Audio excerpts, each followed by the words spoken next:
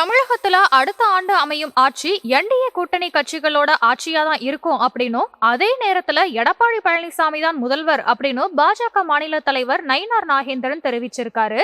திருவாரூர்ல செய்தியாளர்கள் கிட்ட பேசின அவரு, திமுகவுக்கு தோல்வி பயம் ஏற்பட்டுள்ளதால மதுரையில முருக பக்தர்கள் மாநாடு நடத்துவதற்கு தமிழக அரசு தொடர்ந்து முட்டுக்கட்ட போடுது அப்படின்னும், தமிழ் பண்பாடு கலாச்சாரத்தை வச்சுதான் திமுக அரசியல் செஞ்சுட்டு வருது அப்படின்னு அவர் குற்றம் சாட்டினாரு. திமுகவினர் தமிழ் பண்பாட்டை வச்சு அரசியல் செய்யறாங்க அப்படின்னும், தமிழ் பண்பாட்டை வச்சு அரசியல் செய்யறது இந்த காலத்துல எடுபடாதுன்னும், பண்டைய கால செயல்முறை இப்போது எடுபடாது அப்படின்னு நயினார் நாகேந்திரன் தெரிவிச்சிருக்காரு. தமிழ்நாட்டுக்கு தமிழுக்கு தொண்டு செய்வது போல காட்டிக்கிட்டு திமுகவை ஆட்சிக்கு கொண்டு வருவதுதான் அவங்களோட வழக்கமா இருக்கு அப்படின்னும், இந்த தேர்தல்ல நிச்சயமா அது எடுபடாது அப்படின்னு அவங்க சொல்லியிருக்காங்க.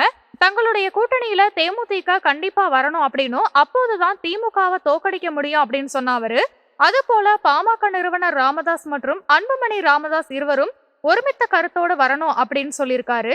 திமுகவை ஆட்சியிலிருந்து இறக்க நினைக்கிற அனைத்து கட்சிகளும் ஒன்று சேர்ந்து சட்டமன்ற தேர்தல்ல நிக்கணும் அப்படின்னு நயினார் நாகேந்திரன் அழைப்பு விடுத்தாரு.